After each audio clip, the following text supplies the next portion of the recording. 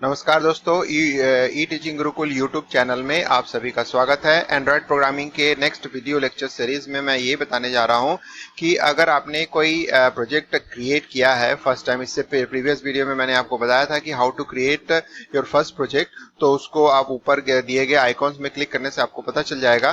तो जैसे ही आप क्रिएट करते हैं तो उसमें से बाय डिफॉल्ट जो कौन कौन से फाइल्स, जो इम्पोर्टेंट फाइल्स है, वो आपके सामने विजिबल होते हैं। तो उन चीज़ों के बारे में पता चल जाएगा कि इस वीडियो में कैसे होता है। तो इनमें बेसिक 3 फाइल्स होते हैं। एक होता है एंड्रॉयड मैनिफेस्ट फाइल होता है, एक जावा फाइल होता है और एक एक्सएमएल जो लेआउट फाइल बोलते हैं। तो इनके बारे में पूरी जानकारी इस वीडियो में दी गई है। तो इस वीडियो को अगर आप लास्ट तक देखेंगे तो इन फाइल के बारे में आपको डिटेल में पता चल जाएगा क्या होता है। तो इस वीडियो को देखने के बाद अगर आपको समझ में आ गया कि डिफरेंट फाइल्स कैसे काम करते हैं तो डेफिनेटली इस वीडियो को लाइक कीजिएगा, शेयर कीजिएगा और सब्सक्राइब करना नहीं भूलिएगा। अगर इससे रिलेटेड कोई भी क्वेरीज हो तो आप मुझे मेल कर सकते हैं। मेरा मेल जो होता है इसमें नीचे दिया हुआ है। तो चलिए दोस्तों, मैं आपको बताता हूं कि किस तरह से हम प्रैक्टिकली, मैं आपको करके दिखाता हूं कि हम डिफरेंट फाइल्स कैसे काम करता है और किस तरह से काम करता है, को कैसे ओपन कर सकते हैं।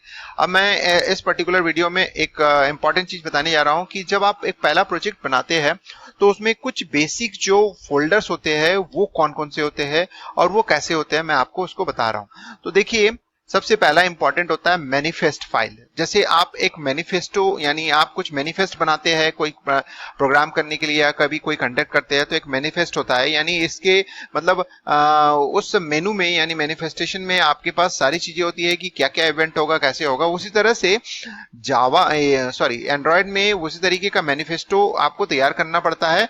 उसमें सारी डिटेल होती है, यानी एक तरीके से ये मेन फाइल होता है। इसके बिना आपका एंड्रॉयड प्रोजेक्ट काम नहीं करता है। तो ये मेन फाइल होता है जिसमें सारे फाइलों का डिटेल होता है। जैसे मैं आपको एग्जांपल दिखा रहा हूं। जैसे मैंने यहां क्लिक किया, ऊपर ये टैब ओपन होता है। तो मैं यहां से, जैसे फर्स्ट टैब, ये एक्टिविटी फाइल का टैब है, ये फर्स्ट ओपन हो रहा है, तो एक्टिविटी के लिए ये हो गया। दूसरा मेन के लिए ये हो गया, मैं बाद में बताता हूँ। ये एंड्रॉयड के लिए पहले बताता हूँ। एंड्रॉयड मैनिफेस्ट डॉट एक्सएमएल, नाम जैसा लिखा हुआ है वैसा ही होना चाहिए।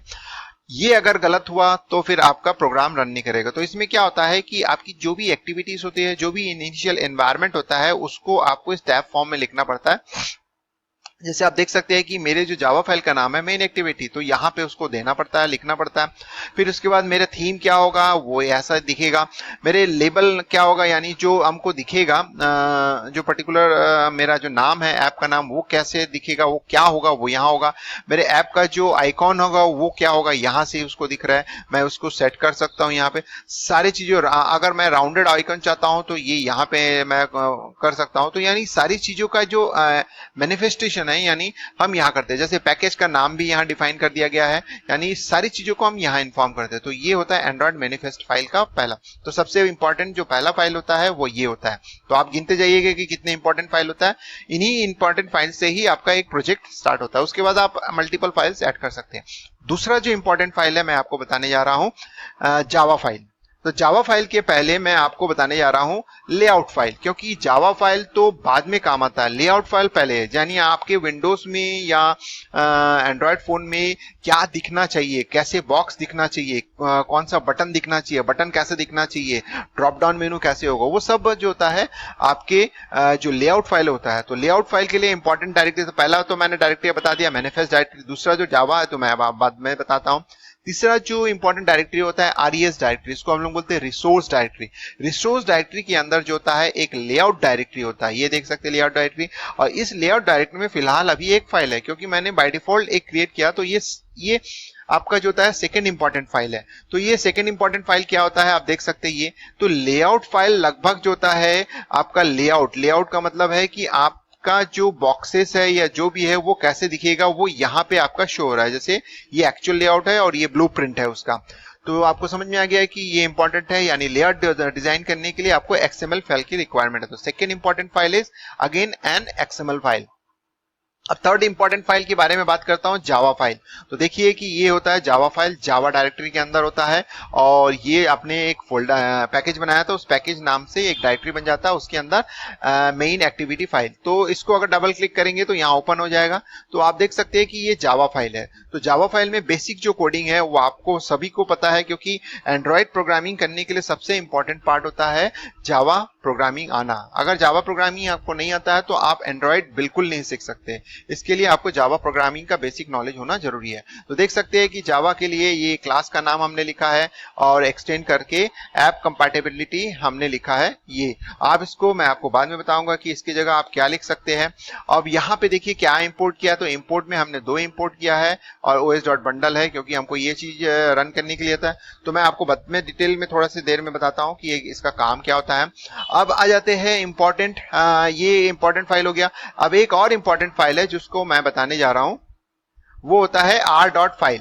तो वो r.file जो होता है आपके पास इंपॉर्टेंट होता है, जो यहां नहीं दिख रहा, r.java नाम का एक फाइल होता है।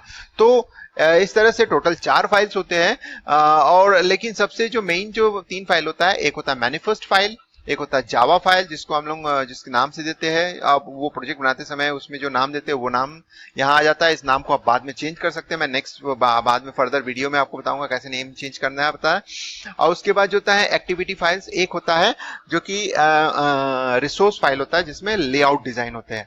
अब आते हैं, अगर आप लेआउट डिजाइन है तो लेआउट को कैसे देख सकते हैं। लेआउट यहाँ बना हुआ है, ऑलरेडी यहाँ पे बने हुए हैं, तो मैं आपको बता रहा हूं ये किस तरह से है। तो ये एट्रीब्यूट्स, जो हम लेआउट में जो भी एट्रीब्यूट्स है वो एट्रीब्यूट्स यहाँ दिखेंगे। जैसे मैं यहाँ पे क्लिक करता हूं तो यहाँ देखिए उसके लिए एट्रीब्यूट्स आ गए। इन एट्रीब्यूट्स को आप सेट कर सकते हैं, मैं आपको बताऊंगा दूसरा तरीका क्या है सेट करने के। तो वो आप उस पर्टिकुलर में जाके आप सेट कर सकते हैं। जैसे मैं अगर इसमें क्लिक करता हूं, जो कि एक छोटा सा टेक्स्ट बॉक्स यहाँ बना हुआ है, उसमें क्लिक कर रहा हूं तो उससे वो एट्रीब्यूट सेट होता है। तो उस चीज को मैं फर्दर वीडियो में आपको बताऊंगा कि किस तरह से कैसे क्या आप कर सकते हैं। तो अब आ जाते हैं मेन डॉट जावा फाइल में। ये जो जावा फाइल होता है इसके सबसे इंपॉर्टेंट पार्ट होता है ये वाला फंक्शन। ये हर जावा फाइल में इंक्लूड होता है, क्योंकि एक तरीके से जब आप एक्टिविटी फाइल बनाते हैं, यानी जो एक्सएमएल फाइल बनाते हैं, लेआउट फाइल बनाते हैं, वो सिर्फ लेआउट डिजाइन करता है। जैसे फॉर एग्जांपल अगर आप जानते होंगे, तो जैसे एचटीएमएल एक लेआउट बनाने का काम करता है, लेकिन उसकी फंक्शनैलिटी को प्रोवाइड करने के लिए हमको एक स्क्रिप्टिंग लैंग्वेज यूज करना पड़ता है। आइदर वीबी स्क्रिप्ट यूज करते हैं या जावा स्क्रिप्ट, जो उसकी फंक्शनैलिटी को प्रोवाइड करता है, यानी एग्जीक्यूशन या कंप्यूटेशन करना है, कैलकुलेशन करना है उसके लिए। तो सेम एज यहाँ पे लेआउट के लिए एक्सएमएल फाइल होता है, जैसे वहां एचटीएमएल फाइल होता है, तो यहाँ लेआउट के लिए एक्सएमएल फाइल होता है।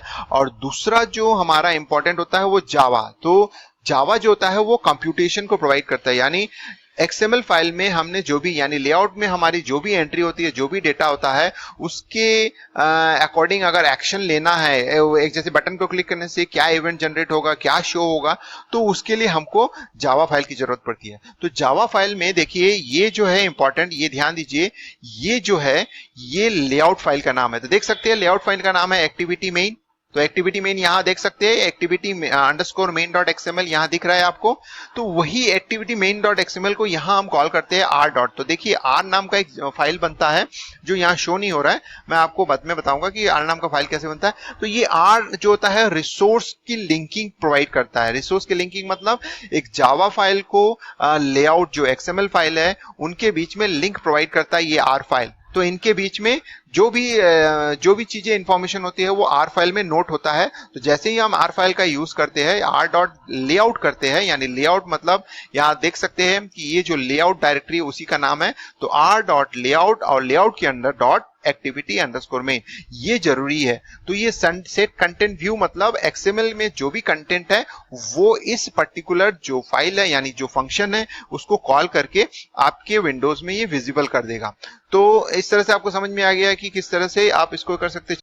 तो दोस्तों आपने देखा कि प्रैक्टिकली मैंने आपको कैसे बताया कि किस तरह से जो डिफरेंट टाइप्स ऑफ फाइल्स होते हैं वो इंपॉर्टेंट होता है। जैसे मैंने आपको बताया कि एंड्रॉयड मैनिफेस्ट फाइल होता है, ये इंपॉर्टेंट होता है। अगर ये फाइल अगर आपका अवेलेबल नहीं है तो ये रन नहीं करता। जैसे सी प्रोग्राम में मेन फंक्शन होता है उसी तरह से एंड्रॉयड मैनिफेस्ट फाइल जो होता है वो रन करने के लिए जो मेन फाइल होता है वो स्टार्टअप फाइल होता है, उसके बिना वो चीजें नहीं होती है। एंड्रॉयड मैनिफेस्ट फाइल में हम सारे इन्वायरमेंट को डिफाइन करते हैं, सारे टाइप ऑफ जो आपके लैंडस्केप में जो ऐप है वो लैंडस्केप में दिखना चाहिए या आपका जो ऐप जो होता है पोर्ट्रेट में दिखेगा, वो सारी चीजों को हम एंड्रॉयड मैनिफेस्ट में स्टोर करते हैं। उसी तरह से हमने देखा कि एक्सएमएल फाइल जैसे एचटीएमएल फाइल होता है जिसमें सिर्फ लेआउट डिजाइन होता है, उस तरह से एक्सएमएल फाइल में सिर्फ लेआउट डिजाइन होता है, इसके अलावा उसमें कुछ नहीं होता है। अगर उसके रिलेटेड अगर उसमें जो डेटा है उससे रिलेटेड अगर उसके एक्शंस को अगर आप इंप्लीमेंट करना चाहते हैं, एक्टिवेट करना चाहते हैं, एग्जीक्यूट करना चाहते हैं, तो उसके लिए आपको एक हेल्पिंग जो फाइल्स होते हैं उसको यूज करना पड़ता है, दैट इज द जावा। तो जावा प्रोग्रामिंग आपको यूज करना पड़ता है, जैसे कि एचटीएमएल फाइल के लिए आपको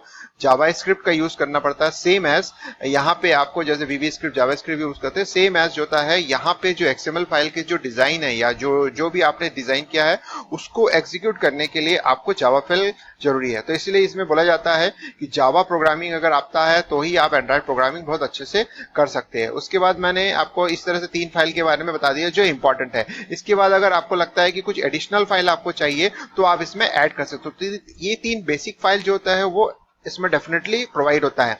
तो इस वीडियो को लास्ट तक देखने के लिए धन्यवाद। अगर ये वीडियो आपको पसंद आया तो लाइक कीजिएगा, शेयर कीजिएगा और सब्सक्राइब करना नहीं भूलिएगा। इससे रिलेटेड कोई भी क्वेरीज हो तो आप मुझे मेल कर सकते हैं। मेल जो मैंने आपको स्टार्ट में ही दे दिया था कि उसमें आप मेल करके मुझसे एनी काइंड ऑफ डाउट आप मुझसे पूछ सकते हैं, तो मैं आपको उसका हेल्प करूंगा।